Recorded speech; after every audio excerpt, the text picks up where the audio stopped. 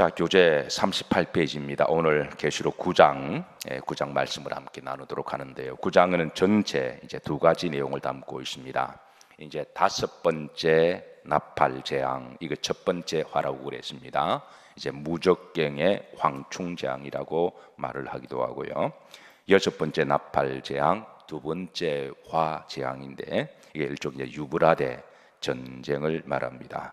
자, 9장 1절 다 같이 합독하십니다. 다섯째 천사가 나팔을 불매 내가 보니 하늘에서 땅이 떨어진 별 하나가 있는데 그가 무적갱의 열쇠를 받았더라 그랬습니다. 이 다섯 번째 나팔 재앙을 우리가 어제 살폈지만 이제 첫 번째 화 재앙이라고 말을 했습니다. 자, 무적갱이라는 말은 미치 그 끝을 알 수 없는 끝없는 10년이라는 뜻을 가지고 있는데 흔히 지옥을 말할 때 비유가 되는 말이기도 해요. 자, 그리고 이제 2절입니다. 합독합니다. 그가 무적갱을 여니 그 구멍에서 큰 화덕의 연기 같은 연기가 올라오매 해와 공기가 그 구멍의 연기로 말미암아 어두워지매 그랬습니다. 자, 무적갱의 이제 입구를 여니까 그 구멍에서 큰 화덕의 연기 같은 연기가 올라오며 이 무적갱에서 두 가지가 올라옵니다. 첫 번째는 연기가 화덕처럼 시커먼 연기가 올라오는데 그 시커먼 연기로 해와 공기가 가려지고 세상이 어두워진다. 여러분, 마치 인류가 산업혁명이 시작되고 난 다음에 전 세계 구석구석마다 큰 공장들이 세워지고 그 공장들에서 엄청난 시커먼 연기들이 올라오는 그런 것을 우리가 지금 보고 있습니다. 지구가 지금 한 200~300년 동안에 엄청난 시커먼 연기들이 올라오고 또 어떤 경우는 석유를 시추한 그 구멍을 이렇게 불이 나거나 태우게 되면 또 거기에서도 엄청난 시커먼 연기들이 올라오고 있습니다. 저는 그런 모습을 볼 때마다 계시록 9장 1절 2절 말씀이 생각납니다. 혹 그런 것들이 아시다시피 그런 것들이 올라가서 하늘의 오존총을 파괴하고 구멍을 내고 마치 지구 밖에 있는 각종 유해한 것들이 마치 이제 악귀 같은 그런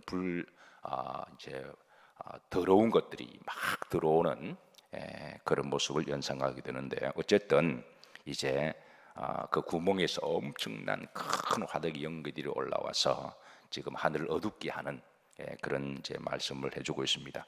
자, 또 다른 것이 올라옵니다. 자, 3절에 보면 합독합니다. 또 황충이 연기 가운데로부터 땅 위에 나오매 그들이 땅에 있는 전갈의 권세와 같은 권세를 받았더라. 자, 황충을 동그라미 끄시고 전갈의 권세 밑줄을 좀 끄시면 되겠습니다. 이 황충은 일종의 메뚜기 일종입니다. 크기가 한 5cm 정도 되는 이제 메뚜기과 해당되는 건데요.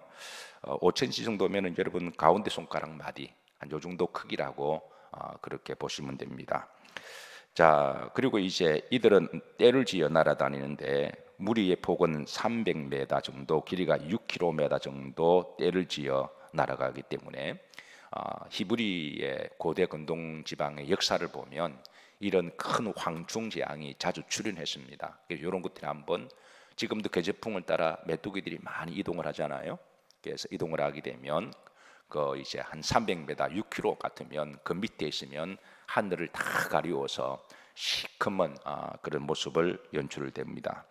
더욱이 이들이 이제 내리 앉은 곳은 곡식이나 농가밭에 그 덜에 앉게 되면 완전히 그냥 모든 것을 다 갉아먹고 그리고 이제 폐허가 되는데, 그리고 이제 풀은 물론이고 나무 껍질까지 곡식 뭐 이런 것들 과일 물론이고 어쨌든 내리 앉으면 이제 그 자리가 완전히 그냥 폐허가 되는 쑥대밭이 되는 그런 현상이 일어납니다. 이들이 떼를 지어 날아가는 소리는 마치 폭포 소리 같고 갉아먹는 소는 대초원에 큰 불이 나서 이제 불나는 소리와 같습니다. 황충의 머리는 말처럼 생겼고 그들이 이동할 때는 마치 주의자가 있는 것처럼 일사불란하게 저들끼리 어떻게 의사소통을 하는지는 모르지만 어쨌든 간에 뭐 고기든 모든 생물들은 자기들끼리 의사소통하는 본능이 있는지 그래서 이렇게 일사불란하게 움직이는 그런 모습입니다. 히브리의 역사 가운데 이런 황충이 자주 출현했기 때문에 이런 히브리인들이 이런 황충들의 모습과 비애를 보고 6가지 이름을 불러서 그 황충의 그 특징을 그렇게 알려주고 있는데, 이름은 아르벨입니다. 이런 이제 떼를 지어서 덜 끓는 것이라는 뜻입니다. 황충이 한번 출현하면 엄청난 때를 지어서 날아가기 때문에 아르벨이라고 하는 이름을 부르기도 하고, 두 번째는 하골입니다. 이는 질주하는 말, 마치 그 큰 이렇게 때가 한 일사불란하게 질주하는 것처럼, 가끔 우리가 하늘의 새떼를 보면 그 수많은 새가 그냥 일사불란하게 쫙 갔다가 이런 모습을 보잖아요. 그러니까 마치 누가 지휘하는 것처럼 이 황충도 그렇습니다. 젤라첼이라는 말로 삐걱삐걱하는 소리를 말합니다. 이런 황충들이 내는 소리를 의성으로 이렇게 이제 이름을 붙인 것인데요. 그다음 가잠이라는 말입니다. 이런 이 가위 또는 가지를 가지고 자르는 자, 이렇게 자르는 자, 다 그 이빨로 그냥 사각사각 다 잘라버리는 자, 뭐 곡식 앉으면 그 곡식이 다 그냥 밑동까지 잘려서 그래 피어가 되는 걸 말하고요. 솔람이라는 말로 멸절시키는 자, 삼키는 자 그랬습니다. 그다음 마지막으로 하실이라는 말인데요. 끝장을 내는 자. 이들이 앉은 자리는 완전히 그냥 끝장이 나는. 그래서 이런 실제적인 황충들의 피해 역사를 보고 이제 그들의 특성을 이름으로서 이제 표현하고 있습니다. 자, 계시록 시대에 나타날 이 황충의 목적인데요. 세 가지 특징이 있습니다. 첫 번째, 역사 속에 나타난 황충 재앙보다 훨씬 더 강력하고 잔혹한 황충 재앙이 될 것입니다. 두 번째 특징은 그 대상이 믿지 않는 자, 땅에 속한 자들입니다. 하나님은 이제 이마에 입맞은 14만 4천 명들이나 그리고 흰 옷 입은 무리들을 하나님 이들은 피해가게 하시고, 어떤 식으로든 하나님이 이들로 말미암아 피해가게 하시고 보호하신다라는 거예요. 자, 애굽에도 이런 메뚜기 재앙이 내렸습니다. 구약에. 그런데 그 메뚜기 재앙도 이스라엘 땅 고센 땅에는 내리지 않도록 하나님이 보호해 주신 것처럼, 그래서 우리가 믿음으로 살면 어떤 식으로든 하나님이 위로하시고 보호하십니다. 우리가 찬송가 가운데 믿음으로 살면 하나님이 위로하시고, 그러니까 우리가 고난을 당하고 아프다고 해서 우리 믿는 사람도 때로는 고난을 당하도 아프기도 하잖아요. 그런데 하나님은 우리가 고난을 당한다고 다 불행한 것은 아닙니다. 우리가 아프다고 해서 다 불행하게 생각하는 건 아니에요. 고난과 아픔 속에서도 범사에 감사하고 항상 기뻐하고, 우리가 주님께 우리 영성이 더 나아감으로 오히려 더 우리가 기쁨이 있을 수가 있는 거잖아요. 그래서 믿음으로 사는 자는 주님은 어떤 식으로든 위로하시고 또 때를 따라 피할 길을 주시는 그 일은 하나님이 하실 일이니까 우리는 하나님께 전적으로 우리의 모든 여정을 내어 맡기고 믿음으로 살면 하나님이 기가 막히게 성령을 통하여 우리를 위로하시고 힘을 주시는 줄로 믿으시기를 바랍니다. 어쨌든 이 황충재앙은 이제 이마에 입맞은 자들을 건드리지 못하도록 하나님이 그렇게 하시고, 세 번째 특성은 이 무적경에서 올라오는 황충을 이제 사탄의 도구로 사자들이라고 볼 수가 있습니다. 악한 영들이라고 보기도 하고요. 또 그런가 하면 또 여러분, 하나님이 피조물을 통해서도 얼마든지 심판을 하시잖아요. 인간의 탐욕과 죄악으로 만들었던 그 산업혁명 이후로 공장 굴뚝에 흘러나는 엄청난 시커먼 연기들이 마치 꼭 악귀들의 모습처럼 하나님의 생태계를 파괴시키고, 그리고 지구 밖에 마치 오존충을 만들어서 마치 지구 밖에 엄청난 유해한 빛들을 마치 악한 영들이 들어오도록 문을 열어놓는 듯하지 않은가요? 그 지구 밖에 들어오는 유해한 빛들이요, 사람에게 알지 못하는 사이 엄청난 피부암을 일으키고요, 각종 질병들을 일으키고, 그게 연쇄적으로 다른 것들과 융합이 되면 엄청난 생태계를 파괴시키는, 우리가 지금 그런 시대를 살아가고 있는데, 어쨌든 이제 이 무주경에서 올라온 이 이제 이 마지막 재앙을 이제 알려주고 있습니다. 4절입니다. 합독합니다. 그들에게 이르시되 땅의 풀이나 푸른 것이나 각종 수목은 해하지 말고 오직 이마에 하나님의 인침을 받지 아니하는 사람들만 해하라. 오직 이마에 하나님의 인침, 이마에 스프라기스라 그랬습니다. 우리 그리스도인들의 머릿속에는 늘 예수 그리스도의 그런 말씀으로, 하나님으로, 성령으로 늘 우리 속에 거하시잖아요. 늘 우리 속에는 오직 예수님, 하나님 성령님, 우리가 오직 그 속에 말씀, 믿음, 이런 것들 우리 속에 있으니까, 그래서 이제 이런 것들로 믿음으로 사는 자는 해하지 마라, 이제 인침을 받지 않는 자들만 해야 하라 그렇게 하십니다. 이게 푸른 것, 수목 이거는 성경에 이건 다 믿음을 상징합니다. 생명, 믿음. 그래서 이런 자들은 이제 하지 말고 이마에 인침을 받지 않은 자들. 5절입니다. 합독합니다. 그러나 그들을 죽이지는 못하게 하시고 5달 동안 괴롭게만 하시는데 그 괴롭게 함은 정갈이 사람을 쏠 때 괴롭게 함과 같으라 그랬습니다. 이 황충의 근세와 고통은 고통의 그 기간은 5달이라고 정해졌는데 문자적으로 5달일 수도 있고 아니면 어느 이제 한정 기간을 정할 수도 있습니다. 자, 6절입니다. 합독합니다. 그날에는 사람들이 죽기를 구하여도 죽지 못하고 죽고 싶으나 죽음이 그들을 피하리로다 그랬습니다. 7절입니다. 합독합니다. 황충들의 모양은 전쟁을 위하여 준비한 말들 같아 그 머리에 금 같은 관 비슷한 갓을 썼으며 그 얼굴은 사람 얼굴 같다. 여기 황충의 3가지 모습을 말합니다. 머리에 금 멸류관 같은 것. 그 멸류관은 승리를 상징하죠. 그러니까 어디를 가더라도 이들이 움직일 때는 그들이 승리함을 알려주고 있고 사람의 얼굴은 지성을 상징합니다. 그래서 그들도 나름대로 지성이 있음을, 그리고 이들은 이제 전쟁을 준비한 말들 같음을, 황충의 머리가 실제로 크게 보면 꼭 말들 같아요. 그 모양이. 그래서 8절입니다. 합독합니다. 또 여자의 머리털 같은 머리털이 있고 여자의 머리털은 구약의 아름다움을 상징합니다. 그 이빨은 사자 이빨 같으며 강력한 힘이 있음을 그렇게 묘사하고 있습니다. 9절 합독합니다. 또 철호심경 같은 호심경이 있고 호심경은 강력한 방어 체계를 가지고 있는 것이고 그 날개들의 소리는 병구와 많은 말들이 전쟁터로 달려가는 소리 같으며 이 신속성을 이야기합니다. 신속성. 10절입니다. 합독합니다. 또 정갈과 같은 꼬리와 손은 살이 있어 그 꼬리에는 5일 동안 사람을 해하는 권세가 있다. 꼬리에 독이 있다. 치명적인 무기를 가지고 있다는 말인데요. 자, 실제로 이제 마지막 때 이런 황충들이 이렇게 역사 속에 나타난 것처럼 계절풍을 불어서 올라오던 기후 변화 때문에 이런 황충들이 그 기후가 온난화가 되고 변화가 되면 이런 이제 파충류나 이런 것들이 이제 더 많이 활개를 부리기도 하는데요.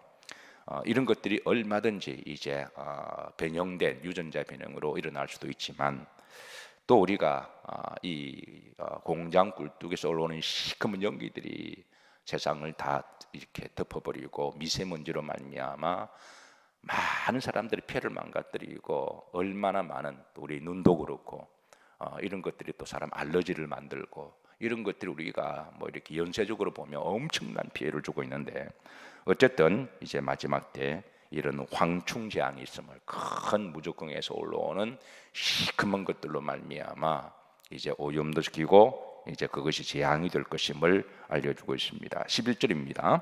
그들에게 왕이 있으니 무주경의 사자라. 히브리어로 그 이름은 아바돈이요 헬라로는 그 이름을 아블루온이더라. 같은 말입니다. 아바돈 히브리 말로는 파괴자, 멸망자라는 뜻이고 아블루온은 헬라 말로 역시 파괴자, 멸망자인데 이게 그들에게 왕이 있다. 그러니까 이걸 움직이는 이 왕은 바로 사탄을 이야기를 하죠. 그래서 무주경의 사자라. 그러니까 이 사탄이 악한 영을 이제 마지막 시대 보내서 이제 재앙을 내리는. 그래서 영적으로 보면 이제 이게 그 마귀가 그의 졸개들을 악한 영을 보내서 재앙을 내리는 것이고, 그러나 자연적으로 보면 얼마든지 지구는 또 이런 재앙을 당할 수 있는 그런 시대를 살아가고 있습니다. 자, 그래서 11절까지는 첫 번째 화에 대한 재앙입니다. 첫 번째 화, 5번째 나팔 재앙이 같은 말입니다. 자, 12절 합독합니다. 첫째 화는 지나갔으나 보라 아직도 이후에 화 둘이 이르리로다. 화 둘이 남아있죠. 그래서 이제 이 13절입니다. 두 번째 화는 6번째 나팔 재앙일입니다. 조금 헷갈리는 거 하지만 왜 이렇게 하냐면 이는 그만큼 5번째, 6번째, 7번째 이 나팔 재앙이 그만큼 화 재앙으로 극심함을 강조하기 위함입니다. 자, 13절 합독합니다. 여섯째 천사가 나팔을 불 때에 내가 들으니 하나님 앞 금제단 네 뿔에서 한 음성이 나서 그랬습니다. 하나님 앞 금제단, 이것도 구약적인 용어죠. 원래 제단은 이제 그 성막 앞에 있는 짐승을 태워서 불러 태워서 우리의 죄를 용서해 주시는 그 제단을 이제 이야기합니다. 그리고 이제 네 뿔에는 피를 발라서 이제 그 피를 가지고 성소까지 들어가서 이제 제사장이 성소 사역할 때 하나님 앞에 기도함으로 죄 사함을 하는. 그래서 그 지성소는 하나님 앞 제단으로, 하나님 보좌로 그렇게 신앙 고백하는데, 지금 구약적인 용어로 이제 하나님 앞 금제단, 그래서 하나님 임재하시는 곳에서 이제 이 모든 일을 주관하시는, 역사를 주관하시고 심판하시는 분은 결국은 이제 하나님이심을 이제 알려주고 있습니다. 14절입니다. 이제 여섯 번째 그 나팔 재앙 두 번째 화는 14절 앞두고 합니다.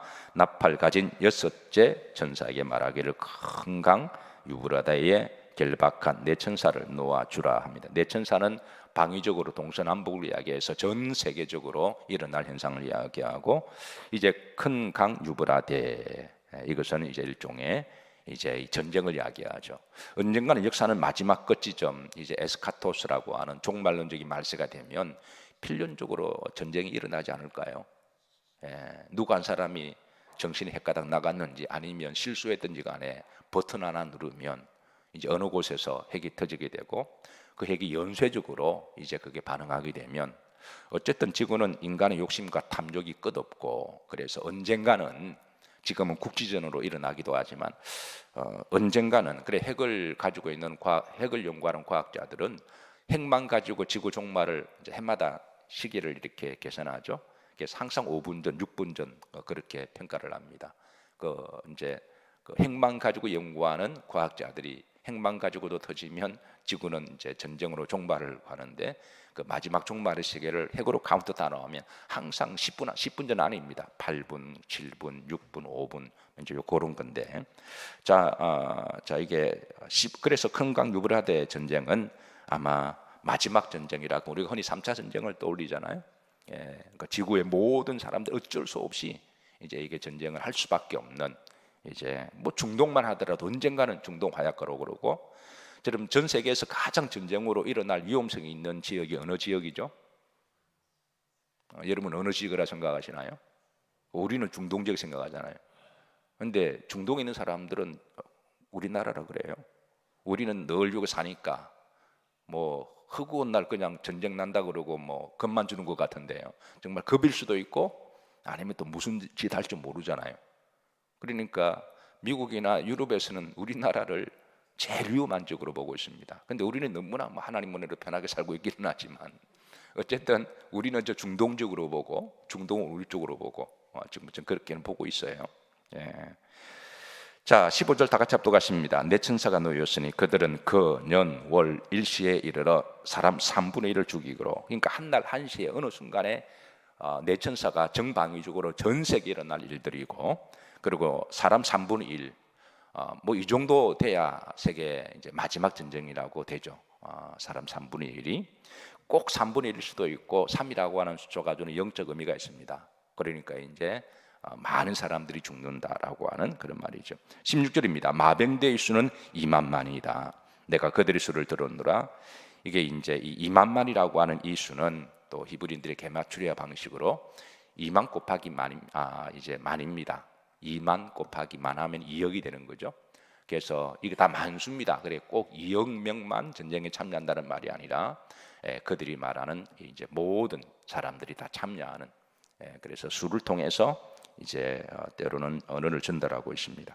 자, 17절입니다. 합독합니다. 이 같은 환상 가운데 그 말들과 그 위에 탄 자들을 보니 불빛과 자줏빛과 유황빛과 호심경이 있고, 또 말들의 머리는 사자 머리 같고 그 입에는 불과 연기와 유황이 나오더라. 뭐 이건 누가 말하지 않아도 전쟁이죠. 뭐 대포가 뿜어대고, 뭐 옛날에는 대포나 뭐 이런 것들이 없었잖아요. 미사일 같은 게. 그러니까 이걸 사도 요한이 이런 모습을 봤다면 이게 그때 계시의 언어로 이렇게밖에 표현할 수가 없는 거죠.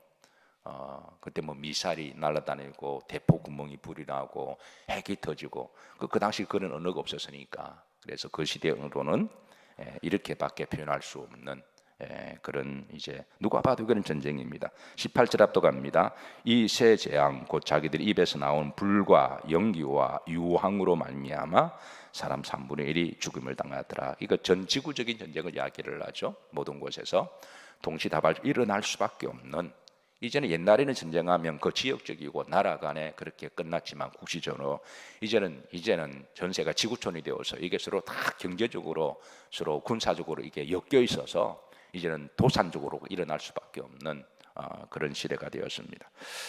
자, 그리고 이제 19절입니다. 합독합니다. 이 말들의 힘은 입과 꼬리에 있으니 꼬리는 뱀 같고 또 꼬리에 머리가 있어 이것으로 해하더라. 20절입니다. 이 재앙에 죽지 않고 남은 사람들은 손으로 행한 일을 마하지 아니하고 회개하지 아니하고, 이 요상한 거는 계시록에는요 회개하라는 말이 없습니다. 은혜 시대는 회개하라는 말이 자주 나오거든요. 그런데 계시록 시대는 회개를 별로 강조를 안 해요. 왜냐하면 계시록 시대는요 워낙 악한 영들이 미혹하고 사람들의 마음이 악해졌기 때문에 워낙 자기 고집이 강하고 내가 보고 뭐로 충만했기 때문에 좀처럼 누구 말을 안 듣습니다. 여러분들은 누구 말 잘 들으세요? 좋게 말하면 신념이라고 말할 수도 있지만 이게 나쁜 쪽으로 이렇게 이건 똥고집이 되거든요. 그러니까 하나님 말씀도 안 듣습니다. 그래서 마지막 세대는 사람들이 많이 미혹되어 있고 자기 의를 충만하고 또 많이들 배우셨잖아요. 그러니까 다 박사 들고 다 똑똑하고 그러니까 좀처럼, 요즘 자식들도 부모 말 잘 들어요, 안 들어요? 어때요? 여러분 자식들은 잘 들으세요? 잘 안 듣습니다. 그래서 계시록에는요 회개치 않는다라는 말이 계속 반복해요. 하나님이 여러 징조로 여러 가지를 말씀으로 해도 계시의 말씀을 열어주셔도 잘 안 듣습니다. 보면 이게 이제 뭐 하지 아니하고 회개치 아니하고, 그리고 계시록 보면 이런 말씀 많아요. 회개치 아니하더라. 이를 갈며 슬피 울더라도 바닥바닥 악감정을 가져도 회개치 않습니다. 나중에 이제 계시록 17장 18장에 보면 또 하나님이 큰 엄녀를 심판하시고 큰 바벨론 성을 심판하시거든요. 근데 그게 적그리스도 영이 미혹된 이들은요 그들 이를 바닥바닥 하나님께 대적하면서도 회개치 않습니다. 여러분 회개도 믿음이 있어야 하는 거죠. 회개하는 것도 축복입니다. 아니 우리가 완벽한 사람들도 아니고 완전한 사람도 아니고 우리가 살아가다 보면 크고 작은 허물도 짓기도 하고 잘못하기도 하고 실수도 하잖아요. 때로는 죄를 범하기도 하고, 우리가 큰 죄를 범하지 않아도 때로는 우리가 말 한마디 실수하기도 하고 우리가 때로는 허점도 있기도 한데, 그런데 그런 거 크고 작은 게 있을 때마다 하나님 앞에 와서 진실하게 우리가 회개 기도하고 나를 돌아보고 예수님의 보혈로 우리를 그때 예배 때마다 정결하게 하는 것, 여러분 그거 복입니다. 우리는 그렇게 할 줄 알아야 돼요. 그렇게 해야 우리가 때로는 큰 죄를 지어도 그 회개의 영성 우리를 돌아보고 깨닫게 하고 회개되는 것이지, 그렇지 않으면 회개치 않습니다. 회개도 훈련이고 영성입니다. 여러분 교회에 오셔서 기도하실 때마다 간밤에 지은 꿈속에, 우리가 혹 꿈속에라도 드와이트 무디 목사님이 늘 그런 기도하셨죠.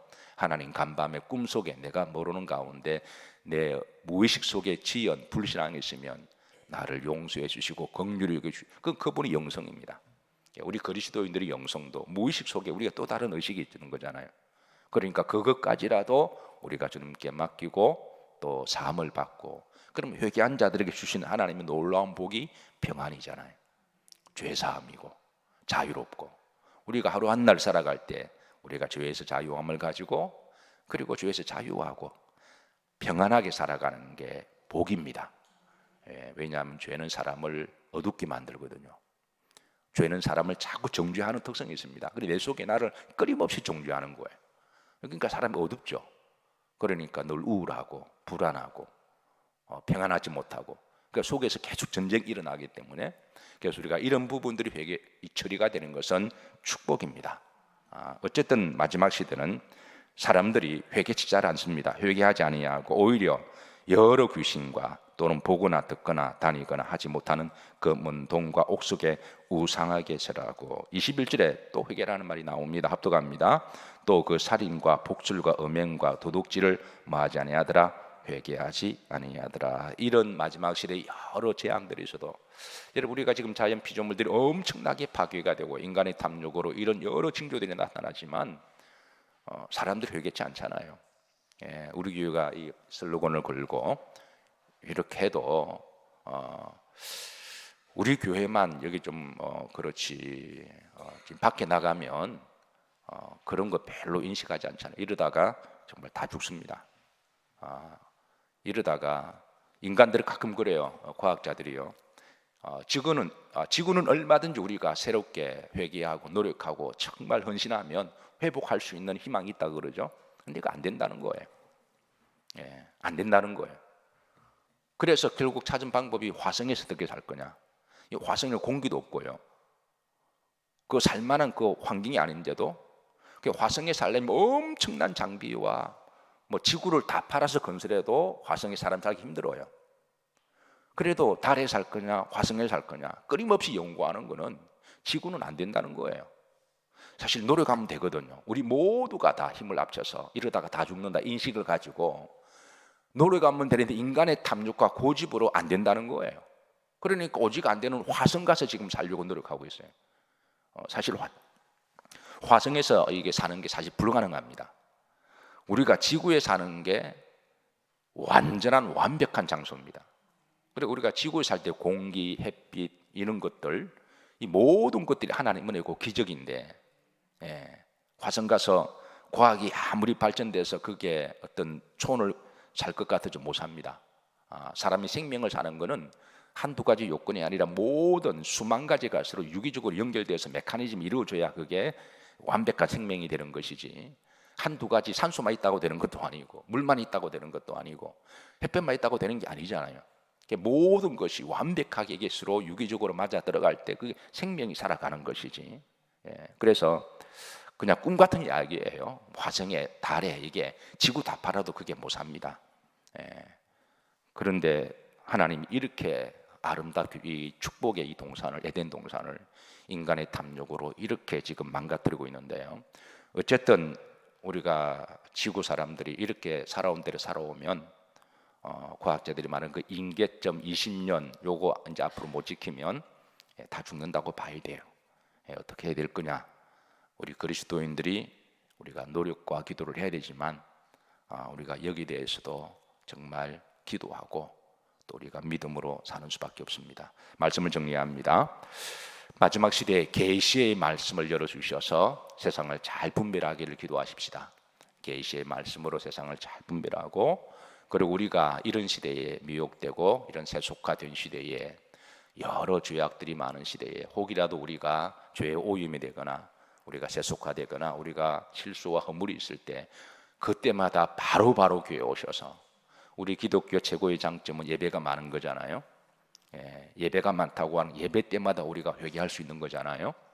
예배 때마다 우리가 다시 믿음과 말씀으로 우리를 정결하게 하고 우리를 돌아보고 우리가 다시 정체성을 회복하고 그래서 우리가 회개할 때 회개하고 용서함 받으시고 자유하고 평안하시고 그래서 오늘 하루도 평안하시고 담대하시고 힘 있는 하루가 되시기를 주의 이름으로 축복합니다.